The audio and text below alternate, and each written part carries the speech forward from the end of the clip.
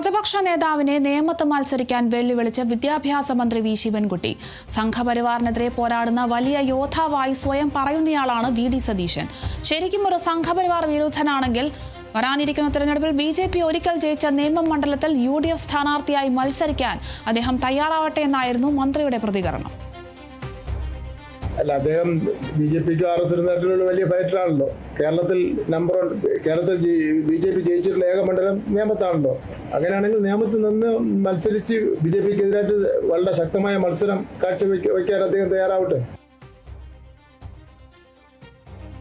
പ്രതിപക്ഷ നേതാവ് വി.ഡി. സതീശനെ വെല്ലുവിളിച്ചിരിക്കുകയാണ് വിദ്യാഭ്യാസ മന്ത്രി വി ശിവൻകുട്ടി. നേമത്ത് മത്സരിക്കാനാണ് ഇപ്പോൾ വെല്ലുവിളിച്ചിരിക്കുന്നത്. സംഘപരിവാറിനെതിരെ പോരാടുന്ന വലിയ യോദ്ധാവായി സ്വയം പറയുന്നയാളാണ് വി.ഡി. സതീശൻ എന്നാണ് ശിവൻകുട്ടി പറയുന്നത്. ശരിക്കും ഒരു സംഘപരിവാർ വിരുദ്ധനാണെങ്കിൽ വരാനിരിക്കുന്ന തെരഞ്ഞെടുപ്പിൽ BJP ഒരിക്കൽ വിജയിച്ച നേമം മണ്ഡലത്തിൽ UDF സ്ഥാനാർത്ഥിയായി മത്സരിക്കാൻ അദ്ദേഹം തയ്യാറാവട്ടെ എന്നായിരുന്നു മന്ത്രിയുടെ പ്രതികരണം.